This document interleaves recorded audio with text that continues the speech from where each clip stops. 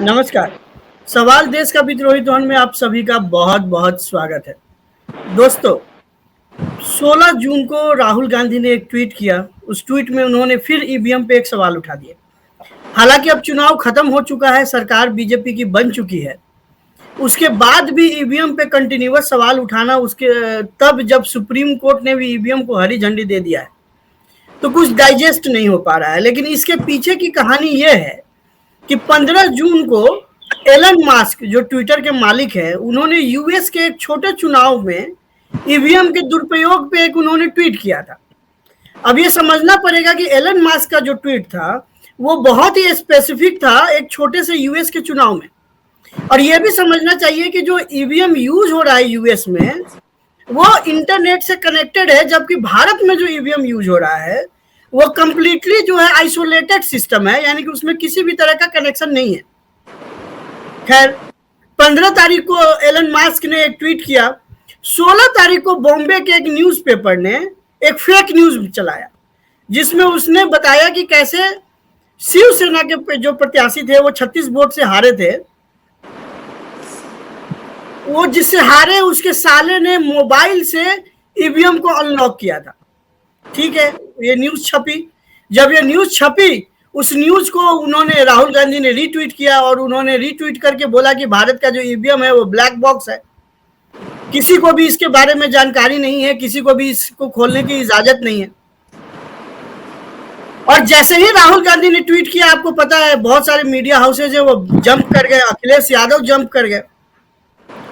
जब election commission ने सफाई दिया और इलेक्शन कमीशन ने कहा कि वो न्यूज़पेपर के खिलाफ केस करेगी, जिन जिन लोगों ने इसके इस तरह का न्यूज छापा है और जिन लोगों ने इसको सपोर्ट किया उसके खिलाफ केस करेगी, तो 16 जून को न्यूज़पेपर ने माफी मांग लिया। न्यूज़पेपर ने कहा कि वो फेक न्यूज था। यानी कि फेक न्यूज के आधार पर राहुल गांधी जैसे नेशनल नेता, जो इतने बड़े नेता बन के उभरे हैं और इतना अच्छा किया उन्होंने, कांग्रेस से जितना उम्मीद नहीं थी उससे अच्छा किया है कांग्रेस ने, उसके बाद भी एक फेक न्यूज के आधार पे इस तरीके से ट्वीट करना और फिर मीडिया में एक डिस्कशन पॉइंट बना देना, लोकतंत्र को खतरा बता देना, ये कहां तक जायज है। खैर, अब बात करते हैं कि जब सुप्रीम कोर्ट ने 26 जुलाई को बोल दिया 2024 को कि जितने भी सवाल उठाए गए ईवीएम पे, इलेक्शन कमीशन ने सबका जवाब दिया है और सबको सेटिस्फाई किया है और शक का कोई इलाज नहीं है। और 12 मई 2017 को इलेक्शन कमीशन ने सारे पार्टियों को बुलाया था। सिर्फ 2 पार्टी गए थे इलेक्शन कमीशन में ईवीएम को चैलेंज करने के लिए, और वो 2 पार्टी भी ईवीएम पे चैलेंज नहीं किया। उन्होंने बोला मुझे प्रोसेस बता दीजिए, और प्रोसेस समझ कर आ गए। अब ये सवाल पैदा होता है कि किससे खतरा है हमारे संविधान को? क्या अपरिपक्व विपक्ष से खतरा है हमारे संविधान को? क्या ये जो जिस तरीके के फेक न्यूज चलाए जा रहे हैं उससे खतरा है हमारे संविधान को? या जो ये टूल किट है उससे खतरा है हमारे संविधान को? या मोदी जी से खतरा है संविधान को? तो आइए आज इस पे डिस्कस करते हैं। हमारे साथ बीजेपी से अमन जी हैं और इंडिपेंडेंट प्रवक्ता है सत्यप्रकाश जी, हाईकोर्ट के लॉयर भी हैं। तो मेरा सबसे पहला सवाल कमालुद्दीन जी आपसे है। कमालुद्दीन जी, कहीं ना कहीं राहुल गांधी इतने बड़ा नेता उभर के बने हैं और पहली बार उन्होंने 100 का आंकड़ा टच करने को आए हैं अपने नेतृत्व में, उसके बाद ऐसी बेवकूफी वाली बातें और ये भी बोल देना कि ब्लैक बॉक्स है। आपको पता है कि ब्लैक बॉक्स क्या होता है? राहुल गांधी को पता है ब्लैक बॉक्स क्या होता है और कहाँ पे यूज होता है ब्लैक बॉक्स? रही बात जो है, आप तो बहुत सारी बात जो है बताए, जो ईवीएम को लेकर इलेक्शन कमीशन से जो है सुप्रीम कोर्ट तक जो है गए जो है, और उसमें से आपने सिर्फ राहुल गांधी के ट्वीट को उठाया, ठीक है, एलन मस्क का हवाला दिया। तो मैं यहाँ पे मेरा यहाँ पे जो है प्रश्न है, मेरा यहाँ प्रेस का भी आपने जिक्र किया कि फेक न्यूज जो है ये आपके अनुसार, मैं आपको जो है बता दूं कि अभिसार शर्मा, पुण्य परशुराम वाजपेयी ऑलरेडी इस पे जो है न्यूज चला चुके हैं, पहली बात। रही दूसरी बात, राहुल गांधी जी ने अगरचे जो है ईवीएम के संदर्भ में ये जो ट्वीट किया जो है, इससे पहले एलन मस्क ने भी जो है ट्वीट किया, तो अगरचे ईवीएम लगातार कोई भी चीज, कोई भी एक कलम है और कलम जब जो है हमारे पास है, तो अगर हम उस कलम से ही गलत चीज लिखने लगे, हमारे हाथ में पावर आ जाए, तो उसका मिसयूज हो रहा है। और कहीं ना कहीं जब बहुत ज्यादा सवाल उठने लगे तो ये तो सवाल बनता है ना कहीं कभी है, कभी इसमें सवाल जो है पैदा हो रहे हैं। रही बात जो है राहुल गांधी जी के ट्वीट का जो है मसला नहीं है, महाराष्ट्र की बात अगर हम कर ले, जिस तरह से 48 वोट जो है से मतलब बाद में आ गया, पहले वो 2000 से जीते हुए, इस तरह की खबर जो है चलाई मतलब गई जो है, वहां के पुलिस ने सीसीटीवी फुटेज भी जो है मांग लिया। और जो भाजपा प्रत्याशी के साले थे, जो रील जो मतलब 10 साल, तो उनका खून और उनका ये अंदर रहना काउंटिंग हॉल में, और खून जो है मतलब वन टाइम ओटीपी वाला मामला जो है सामने आया, तो कहीं ना कहीं ये तो सवाल के घेरे में आते हैं। अब उसी सुप्रीम कोर्ट का मैं हवाला दे रहा हूँ कि सुप्रीम। अब मैं ये बोल रहा हूँ आपको कमालुद्दीन जी, मेरे पूरा सवाल सुन लीजिए, फिर आप आगे का जवाब दीजिए, आपको पूरा मौका देंगे हम आपको। दो बातें इसमें है, पहला कि मोबाइल से कोई कनेक्शन नहीं है ईवीएम का, मोबाइल से कोई ओटीपी का संबंध नहीं है ईवीएम का। ईवीएम से जो खोलने की बात थी एसएमएस के द्वारा, वो कंप्लीटली फेक थी। बाद में न्यूज़पेपर ने अपनी गलती को सुधारा और माफी मांगा, पहली बात। दूसरी बात, मैंने आपको बोला कि एक टूल किट इंडिया में काम कर रही है। जैसे कि एलन मास्क ने एक ट्वीट किया, तुरंत एक फेक न्यूज बनाया गया। उस फेक न्यूज के आधार पे जो कांग्रेस सपोर्टिव एक जो इन्वायरमेंट है, या टूल किट सपोर्टिव जो इन्वायरमेंट है, जिसमें पुण्य प्रसून वाजपेयी हो गया, विज्ञान प्रसार हो गया, रवीश कुमार हो गया, ये तुरंत एक स्टोरी बना लेते हैं और तुरंत उस पर उन्होंने स्टोरी बना दिया। अब मेरे को एक बात बताइए, जब न्यूज़पेपर ने लिखा कि भाई ये ट्वीट जो एसएमएस है उससे ईवीएम अनलॉक हो गया, लेकिन जब अगले दिन उसने माफी मांगी कि मैंने गलत न्यूज छापा था, ऐसा कुछ नहीं हुआ है, ईवीएम एसएमएस से नहीं खुला है, तो क्या अभिज्ञान प्रसार, क्या पुण्य प्रसून वाजपेयी, क्या ये रवीश कुमार जैसे जो ये महान पत्रकार हैं जिसको आप दुहाई दे रहे हैं, इन्होंने उस पर न्यूज बनाया, उस पर माफी मांगा? देखिए, मैं रवीश कुमार के बारे में आप अगर बोल रहे हैं, तो रवीश कुमार वो जो है पत्रकार है जिसने जो है भारत का भी जो पत्रकारिता का स्तर है कहां से कहां पहुंच गया, उसे बचाने में वो एक ऐसा बंदा जो नेक से नहीं, आपने जो, मैं एक थोड़ा सा बोल दूं क्योंकि सच लिखने वाले को। नहीं, आप देखिए, रवीश कुमार पे डिस्कशन नहीं हो रहा, किसी दिन रवीश कुमार पे प्रॉपर डिस्कशन कर लेंगे। मैं वो बात नहीं कर रहा हूँ कमालुद्दीन जी, मैं बोल रहा हूं कि एक न्यूज था, एक न्यूज के बेसिस पे आपने न्यूज बनाया, लेकिन जब वो न्यूज गलत निकला तो आपका फर्ज बनता है ना माफी मांगने का। देखिए, कोई भी व्यक्ति अगर तो जो है गलत न्यूज जो है चलाता है, तो उसका दायित्व बनता है कि हम उस पर जो है माफी मांगे, इसमें ये कोई ये नहीं कि हाँ हम जो है इस तरह का। लेकिन रही बात रवीश कुमार की, तो मैं रवीश कुमार का कोई ये नहीं करने जा रहा, मैं ये कह रहा कि रवीश कुमार एक ऐसा पत्रकार है कि जब तक विश्लेषण ना कर ले किसी चीज की जो है। रवीश कुमार के प्रवक्ता क्यों बन रहे हैं? नहीं, वो आप कह रहे थे अटेंडेंस चला देना, तो सब लोग तो देखता है कि वो तो सब कुछ करने के बाद चलाते हैं। आप रवीश कुमार से दिक्कत, अब रही राहुल गांधी की बात नहीं है, पूरा विपक्ष आवाज उठा रहा है, विदेश से ये बात निकल के आ रही है। आज से नहीं, आप देख लेंगे कि 2014 से पहले भी जो ये भाजपा के ही लोग जो है ईवीएम पे सवाल खड़ा किए थे पहले, उस समय भी, उसके बाद से भाजपा। दूसरे प्रवक्ता को भी मौका दीजिए, फिर आता हूं आपके पास। सत्य प्रकाश जी, आपका क्या टेक है जिस तरीके से ये पूरा फेक न्यूज बना और फेक न्यूज के आधार पर जिस तरीके से ट्वीट किया गया और इसको बड़ा चढ़ा के बताया गया और ईवीएम को ब्लैक बॉक्स से कंपेयर किया गया, वो भी तो राहुल गांधी जैसे इमर्जिंग नेता के द्वारा।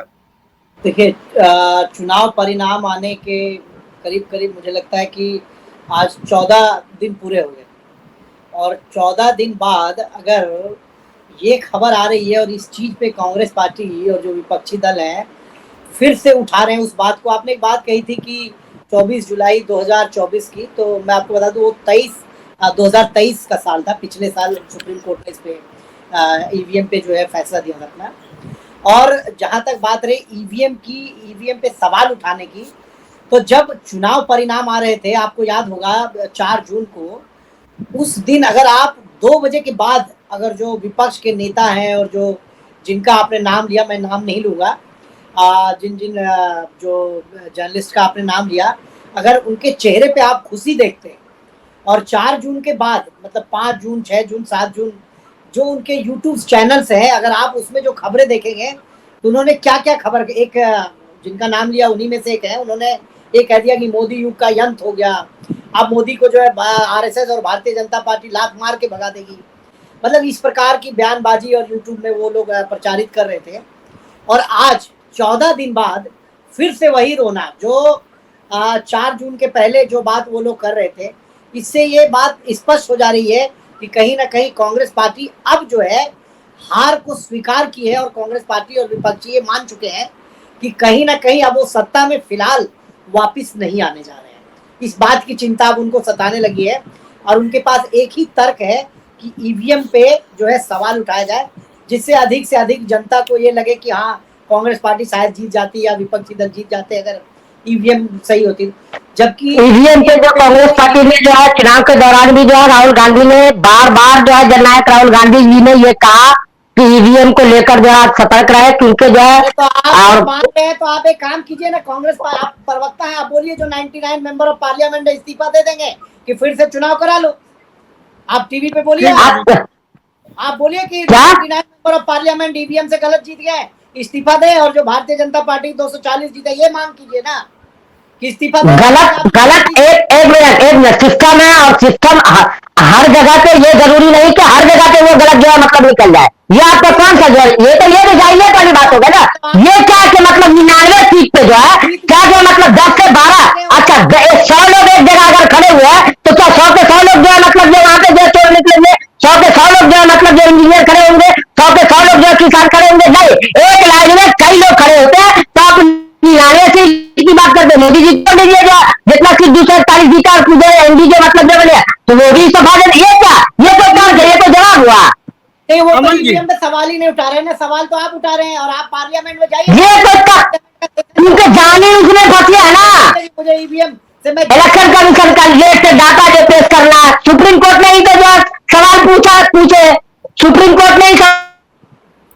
ठीक है अमन जी, ये बार बार बीजेपी पे 5 सेकंड कमालुद्दीन जी से ये पूछिए सुप्रीम कोर्ट ने क्या सवाल पूछा है चुनाव आयोग से। चलिए आप बता दीजिए, आज आप ही बता दीजिए क्या सवाल पूछा है ईवीएम पे। जो पेज नंबर 70 को अपलोड करने का जो है ये था, उसमें जब देर हुआ और उसके बाद से ये सवाल उठाया जाए कि डाटा लेट से जो है मतलब जो है ये क्या जा रहा है, उसको लेकर जो क्या जो है मतलब जो सुप्रीम कोर्ट ने जो है इलेक्शन कमीशन को नहीं बुलाया था। तो उस चीज को तो आप लोग भूल जाते हैं, याद सिर्फ उसको ही रखते हैं कि अगर छोटा सा कुछ है आप बोल रहे 199 के 99 मैंने आपको पहले कहा अगर आप एक एजुकेटेड व्यक्ति है, आप 99 के 99 को गिन रहे, क्या एक लाइन में सभी डॉक्टर इंजीनियर और जो मतलब शिक्षित लोग भी खड़े होते हैं? ये कोई बात नहीं। जहां पे चोरी अगर से हुई या संशय बना हुआ मन में सवाल खड़ा हो रहा है तो उस सवाल पे जो है मतलब चिकन मंथन और गहन करनी चाहिए या नहीं करनी चाहिए, ये आप स्पष्ट कर दे। क्वालिटी है यहाँ पे, इंजीनियर डॉक्टर गरीब अमीर सब एक साथ खड़ा होता है, यही तो कांग्रेस की मानसिकता है। चिकन मंथन यही तो चाहते हैं एक साथ खड़े ना हो लोग। ठीक है सत्य प्रकाश जी, फिर आता हूँ मैं आपके पास। कमालुद्दीन जी एक नए सवाल के साथ आपके पास आता हूँ। अभी तक अमन जी ने कुछ बोला नहीं, 14 मिनट हो गया है। अमन जी ये क्या हो रहा है, क्यों बार बार बीजेपी पे और इलेक्शन कमीशन पे इस तरीके के इल्जाम लगाए जा रहे हैं?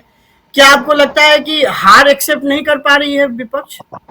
देखिए हार की बौखलाहट है ये, और इन्हें लग रहा था कि सरकार हमारी नहीं बन पाएगी और सरकार में कहीं ना कहीं मतभेद होगा। अब ऐसा कुछ भी नहीं हो रहा है, सरकार भी बन गई, मंत्रालय भी हो गए, सारी चीजें पूरी हो गई प्रक्रिया। तो अब इन्हें बोलने के लिए कुछ चाहिए, तो विपक्ष को बोलने के लिए कुछ चाहिए। तो जब 4 तारीख को रिजल्ट आया तो उस दिन इन्होंने क्यों नहीं बोला ईवीएम ब्लैक लिस्ट है या ब्लैक बॉक्स है? किसकी सरकार को बता देंगे अमन जी? सरकार किसकी बनी है? बोल रहे तो मैं नहीं बोला था। मेरी बात, जब भारत के ईवीएम जो है वो इंटरनेट से कनेक्ट नहीं है, किस तरह से हैक किए जाएंगे ईवीएम आप बताइए? और जो सीटें आप जीते हैं क्या वो वहां पे ईवीएम हैक नहीं हो सकते थे? एक सीट है जो बिहार की पूर्णिया की सीट है, पप्पू यादव 485 वोट से जीते, तो क्या 485 वोट इधर से उधर नहीं हो सकते थे? आप बताइए किस तरह से आप कह रहे हैं, क्या डाटा से कह रहे हैं कि ईवीएम हैक होते हैं, ईवीएम ब्लैक बॉक्स है, ईवीएम पे हमें विश्वास नहीं है?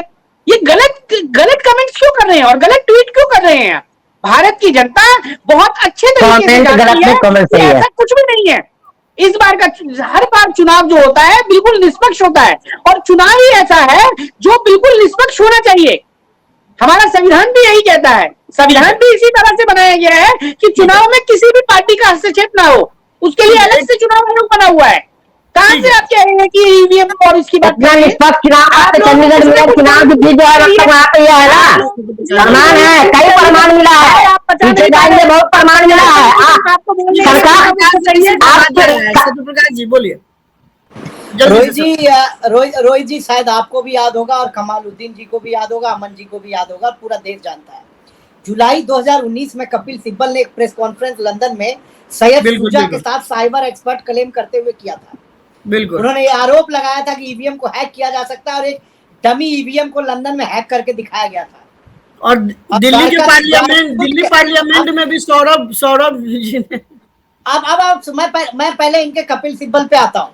देश के सम्मानित वकील हैं, कांग्रेस पार्टी से मंत्री रहे हैं, 5 बार राज्यसभा सांसद रहे, 2 बार मेंबर ऑफ पार्लियामेंट रहे और अभी भी समाजवादी पार्टी से राज्यसभा मेंबर है। उन्होंने सैयद शुजा साइबर एक्सपर्ट जुलाई 2019 में लंदन में प्रेस कॉन्फ्रेंस करके कपिल सिब्बल ने आरोप लगाया उनके साथ कि ईवीएम को हैक करके मैं दिखाता और किया जा सकता है। और चुनाव आयोग ने अगस्त के महीने में कपिल सिब्बल को नोटिस भेजा और उनसे पूछा कि आपके पास क्या तथ्य है और आप कैसे कर सकते हैं, लाइव करके बताइए। आज तक कपिल सिब्बल ने जवाब नहीं दिया और उल्टा कपिल सिब्बल ने ईमेल भेज के माफी मांगा। आपको पता है इस बात की जानकारी? और अगर नहीं है तो आप गूगल करके देख लीजिए। ठीक है, आप बार बार ईवीएम पे झूठे आरोप लगाते हैं। वैलिड पॉइंट है, वैलिड पॉइंट है। तो मान गढ़ांत कहीं से नहीं। माफी मांगा। आप ईवीएम को लेके अगर तो ईवीएम के सवाल को लेके जो है आप बोलेंगे तो बिल्कुल गलत बोल रहे हैं, आप 100% गलत बोल रहे हैं। क्योंकि ईवीएम का जो है खराब होना, ईवीएम पे जो है बीजेपी को वोट जाना, दूसरे अन्य पार्टी को देते हुए जो है ये प्रमाण 2013 से लेकर कई बार मिले हैं और इसे आप नकार नहीं सकते। ये ऑन रिकॉर्ड है, ऑन मीडिया है, ऑन पेपर है, इससे आप इनकार नहीं कर सकते। तो यहाँ पे सवाल के ठीक है कमालुद्दीन जी, मेरा सवाल सुनिए। दो बातें होती है, एक होता है हैक करना, एक होता है माल फंक्शन करना। माल फंक्शन करना एक होता है किसी इंस्ट्रूमेंट का माल फंक्शन होना, ठीक है। अब मेरी बात सुनिए, जब इलेक्शन कमीशन ने 12 मई 2017 को सारे पार्टियों को बुलाया कि भाई आइए हमारे सामने, आप हैक कीजिए, तो कांग्रेस तो इतनी बड़ी पार्टी है, आपके पास तो दिग्विजय सिंह जैसे महान व्यक्ति हैं, कपिल सिब्बल हैं, तो आपकी पार्टी से तो कोई नहीं गया ईवीएम को हैक करने के लिए। तो उस समय राहुल गांधी कहाँ गए थे? इटली गए थे कि बैंकॉक गए थे? हम हमारे कांग्रेस पार्टी और विपक्ष के सभी जो है लीडर, जो भी जो है मतलब इंडिया अलायंस में शामिल थे, और कांग्रेस पार्टी की बात कर लूं तो हम लोग जो है लगातार जो है इलेक्शन कमीशन से समय मांगते रहे, महीना का महीना बीतता गया, लेकिन इलेक्शन कमीशन 10 मिनट तक के लिए मिलने को तैयार नहीं। जबकि जयराम रमेश ने जो है जी ने जो है प्रेस कॉन्फ्रेंस करके जो बाकायदा बताया कि हमने कहा कि सिर्फ 10 मिनट मिलेंगे, आप हमारी बात सुनेंगे, एक मतलब जो फोटो सेशन आप जो मेरे पेपर आप उसे फॉर्मेलिटी पूरा कर लेंगे। महीना 6 महीना 7 महीना जो है हम लोग जो बोलते रह गए, लेकिन इलेक्शन कमीशन हम लोगों को वहां पर जो है जाने तक नहीं दिया। ये सवाल के घेरे में क्या खड़े नहीं होते इलेक्शन कमीशन? क्या हम लोग जिस तरीके से इलेक्शन कमीशन ने बुलाया था 12 मई 2017 को, 2 पार्टी गए थे, वामपंथी लोग गए थे, 2 लोग, और उन्होंने भी ईवीएम को हैक करने की बात नहीं कही। उन्होंने कहा कि हम सिर्फ प्रोसेस को समझना चाहते हैं, उन्होंने ईवीएम को हैक करने की कोशिश नहीं किया। तो अब क्यों ये कर रहे हैं? और राहुल गांधी जिसको ब्लैक बॉक्स बता रहे हैं, तो फिर ये जाके ईवीएम को चैलेंज क्यों नहीं कर देते अपने टीम को लेके? रोहित बोले कि भाई मैं आ रहा हूं और इसको हैक करके दिखाता हूं। रोहित जी, पिछले 10 वर्षों में करीब 100 से अधिक पिटीशन डिफरेंट कोर्ट्स में फाइल किए गए ईवीएम से रिलेटेड, और किसी भी मामले में कोर्ट ने चुनाव आयोग के खिलाफ कोई फैसला नहीं दिया। और कांग्रेस पार्टी, जिनके पास तो 75 वर्षों में इतने बड़े बड़े वकील हैं कि वो तो पूरे सिस्टम को बदल देते हैं। बिल्कुल। और अगर उनके पास ऐसे तथ्य हैं, इतने अच्छे सबूत हैं, उनके पास साइंटिफिक प्रूफ है, तो सुप्रीम कोर्ट भी अगर इनकी बात नहीं सुन रहा है तो इसके मतलब इस देश का सुप्रीम कोर्ट भी अब खराब हो गया। कुछ ना कुछ तो तथ्य इनके पास वैसा नहीं है जो सुप्रीम कोर्ट को भी ये सेटिस्फाइड नहीं कर पा रहे हैं, या केवल और केवल एक एजेंडा और एक प्रोपेगेंडा के तहत चुनावी प्रचार के लिए और जनता को गुमराह करने के लिए और अपनी हार को दबाने के लिए ये लोग कर रहे हैं। अगर कोई भी ऐसा तथ्य इनके पास आज भी हो तो उसको लेकर सुप्रीम कोर्ट जा सकते हैं।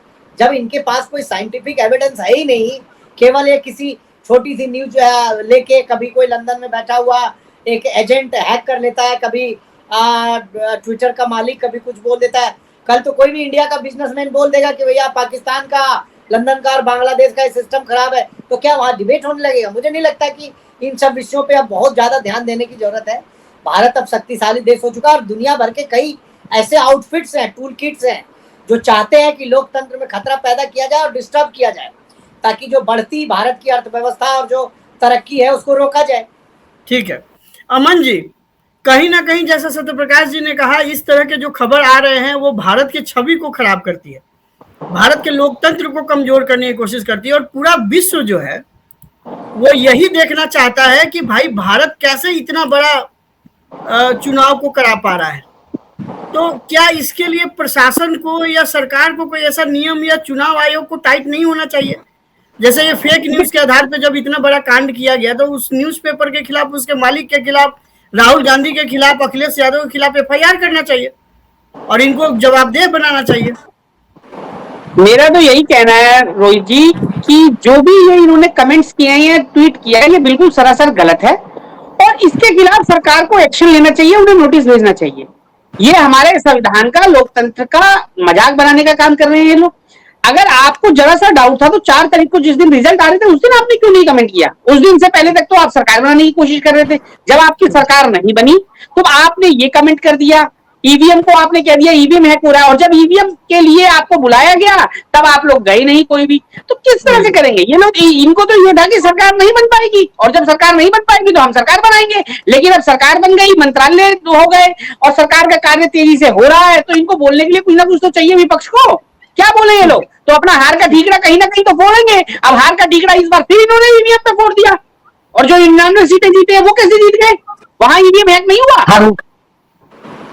अच्छा, अब कमालुद्दीन जी एक बात बताइए, राहुल गांधी दोनों सीट पे जीत गए, वायनाड भी जीत गए और राहुल गांधी रायबरेली भी जीत गए। अब वायनाड में प्रियंका गांधी लड़ रही है, तो जब आपको अच्छा, मैं एक और बात कहता हूँ, अमेठी में क्या हुआ? अमेठी में कैसे ईवीएम हैक नहीं हुआ? अमेठी में कैसे जीत गए किशोरी लाल शर्मा जी? ये तो तर्क हुआ, मतलब अमेठी में कैसे जीत गया, वहां कैसे जीत गया, यूपी में कैसे जीत गया? मैं पूछ रहा हूँ कि चंडीगढ़ में मेयर चुनाव में जो है, चंडीगढ़ मेयर चुनाव में जो है सुप्रीम कोर्ट ने जो है ड्यूटी खानी पड़ी, चंडीगढ़ मेयर चुनाव याद है ना? चंडीगढ़ मेयर चुनाव याद है ना? चंडीगढ़ मेयर चुनाव याद है? नियति पर डिपेंड करता है, भाजपा की नियति क्या है और किस तरह से। किसी का आवाज नहीं जा रहा, मेरी बात सुनिए कमालुद्दीन जी, यही तो सीखने वाली बात है। जीत गए, वहां जीत गए, क्या जीत गए? मतलब ये बेकार, कोई तर्क नहीं। चंडीगढ़ में जो चुनाव हुआ था वो बैलेट पेपर पे हुआ था, तभी तो वहां पे धांधली हो पाया। आपको मालूम होगा ना, कैमरे में बैलेट पेपर को गलत करते, धांधली करने वाला यही कौन है? वही तो है जो सत्ता में बना हुआ, वही तो था। ठीक है, चलिए अभी हम जो पॉइंट पे बात कर रहे हैं, अगर ईवीएम पे आपको ट्रस्ट नहीं है तो प्रियंका गांधी क्यों लड़ रही है भाई वायनाड से? बोल दे कि भाई ईवीएम पे मुझे ट्रस्ट ही नहीं है, मैं लड़ूंगी नहीं। देखिए, सबसे पहले मैं सत्य प्रकाश जी एक बात बिल्कुल गलत बोले, मेरे मतलब जो है मैं वो बोला ही नहीं कि इलेक्शन सुप्रीम कोर्ट को लेके, कि सुप्रीम कोर्ट के खिलाफ। मैंने कहा इलेक्शन कमीशन के पास लगातार 6 महीना दौड़ते रहे और ये नहीं थे, जो आप बता दी कि उस चीज को मिलने के लिए कि हमारे मन में जो सवाल है कुछ है, उसको फॉर्मेलिटी के लिए जो हम लोग वहां जाना चाहते थे। इलेक्शन कमीशन ने अपना दरवाजा बंद किया। ये क्या जो है, मतलब आप विपक्ष को जाने नहीं दे रहे हैं, जो है वहां तक पहुंचने नहीं दे रहे, तो ये तो पहला सवाल के कटघरे में खड़े होते हैं। दूसरी बात अगर से यहाँ पर रही कि जो है ईवीएम जो है मतलब में गड़बड़ी नहीं है, तो हैक की बात है, ठीक है, हैक का जो मान लिया मैं 1 मिनट के लिए, तो वहां पे नहीं गया। ईवीएम में अगर से इस तरह का मामला नहीं है तो हम मानते हैं कि जो है हाथी छाप को वोट दिए, कमल को जो है वोट क्यों पड़ा? ये मामला जो है 1-2 बार तो आया नहीं और इसका प्रमाण मिला, सबूत मिला। और वही इलेक्शन कमीशन जो, वही सुप्रीम कोर्ट उसी इलेक्शन कमीशन को जो है बार बार जो बुलाते हैं कि आप क्यों इसमें जो 17 फॉर्म जो लोड करने में जो है लेट कर रहे हैं, तो हर जगह से तो आप सवालों पे जोर में है। तो यहाँ पे कमालुद्दीन जी, आप मेरे को एक छोटा सा सवाल का जवाब दीजिए। देखिए, जब आप किसी अधे कच्चे पकड़े न्यूज के आधार पे, जब भारत के इलेक्ट्रोल सिस्टम पे और पूरा इलेक्शन के सिस्टम पे और पूरा ईवीएम पे जब आप सवाल उठा देते हैं, तो आप तो भारत की बदनामी कर देते हैं ना विश्व में, और बाद में पता चलता है कि वो फेक न्यूज है। देखिए, फेक न्यूज को लेकर मैं पहले भी ये कहा, क्लियर किया कि वो फेक न्यूज है, चलिए मैं मान लेता आपके अकॉर्डिंग। नहीं, मेरी बात राहुल गांधी जी ने जो बात कही है वो अपने बात पर अडिग रहेगा, और उस बात पर मैं भी अडिग हूं, क्योंकि ईवीएम सवाल के घेरे में है और मेरी पूरी बात सुना बार बार म्यूट कर दे रहा है। भाजपा जब जो है सत्ता में नहीं आई थी तो यही भाजपा जो है ईवीएम का रोना रो रही थी, और आज अगर से जो है 10 सालों से लगातार विपक्ष जो है ईवीएम को लेकर जो है सवाल खड़ा कर रही है, विदेशों में ये बात जो है उठ रही है, तो क्या इस पर जो है मतलब जवाब नहीं देनी चाहिए जो खुलकर, और ऐसा प्रमाण जो है कि वोट दे रहे कांग्रेस पार्टी को, जा रहा है कमल साहब को। और बात हम दूसरी अगर से यहाँ पे हम कर ले कि सवाल के घेरे में क्यों ना है, सवाल हम क्यों नहीं कर सकते। आपसे जब सुप्रीम कोर्ट जो है मतलब जवाब मांग रहा है तो इलेक्शन कमीशन घुमा फिरा के जवाब दे रहा है, विपक्ष 6 महीना से सिर्फ मिलने की बात कर रहे हैं, तो वहां पे आप जो है मिलने को तैयार नहीं हो रहा है, जब तो वहां पे हम लोग हाकिम की तो बात नहीं कहते, मिलना था हम लोगों को, कुछ बड़े सवाल थे, यहाँ पे सवाल के घेरे में क्यों नहीं आएंगे। और इंडिया में एक बात का जवाब दे दिया आपसे, आप बोले कि इंडिया का देश का नाम जो है बदनाम होता है दूसरे देश में, देश का जो है डंका जो है जिस तरह से जो बजाने का काम नरेंद्र मोदी जी ने किया है, बदनाम करने का देश का नाम जो है बाहर में जाकर किया है, ये देश का कोई लीडर इस तरह से जो है बदनाम करने का काम नहीं किया है। नरेंद्र मोदी जी जो है विदेश में जाकर कहते हैं, नरेंद्र मोदी जी विदेश में जाकर जो है जिस जो मतलब जो है सम्मान जिस जो है मतलब प्रधानमंत्री नरेंद्र आप जिस जो मतलब जो है देश के जो है देश के जो है गरीबी की जो है, और आप ये बात कह रही हैं हंगर इंडेक्स की बात बोल रहे हैं, और देश के जो है मतलब जो ये बता रहे हैं कि सब कुछ ठीक चल रहा है, और वहां से न्यूज चल रहा है विदेशी चैनलों पे कि वहां जो है मोदी जो है मतलब नरेंद्र मोदी जी द्वारा जो है एक जो मतलब जो है भारत को जो है टारगेट किया जा रहा है, इस तरह का ये किया जा रहा है। मोदी जी ने जो है देश का नाम बदनाम करने का काम किया है, विदेश में जाकर जो विदेश नीति ये विदेश नीति नरेंद्र मोदी जी का कि चीन को झूला झुलाते हैं और जो देश की जमीन को हत्या किया है।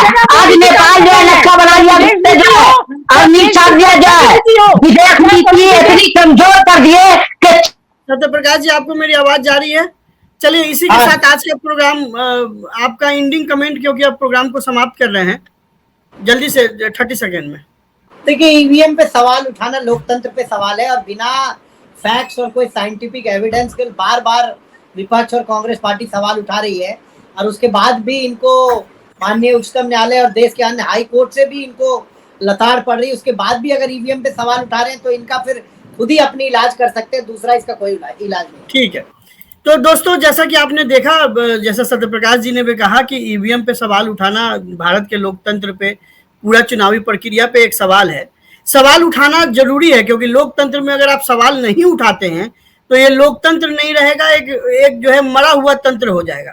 तो सवाल उठाना जरूरी है, बट सवाल उठाने के लिए जो तथ्य चाहिए वो होना चाहिए, ना कि किसी फेक न्यूज के आधार पे आपने तुरंत जो है बिल्कुल तथ्य, आप एक न्यूज को पकड़े हैं, बिल्कुल तथ्य का 1 मिनट बोलना चाहूंगा। पूरा 1 दिन 2 दिन के लिए आपने कहानी बना दी, और जैसे ही इलेक्शन कमीशन ने धमकी दिया कि मैं केस करूंगा, तो तुरंत आपने बोल दिया कि जी ये फेक न्यूज है और हम गलती कर दिए और माफी मांग रहे हैं। यानी कि आप इतने छोटे न्यूज पे कैसे इतने बड़ा नेता हो के आप इसको इस तरीके से उठा सकते हैं। तो चलिए फिर कल किसी एक नए मुद्दे के साथ आपसे मिलेंगे, तब तक के लिए कमालुद्दीन जी कांग्रेस से आपका बहुत बहुत धन्यवाद, अमन जी आपका बीजेपी से बहुत बहुत धन्यवाद, सत्यप्रकाश जी आपका बहुत बहुत धन्यवाद, नमस्कार।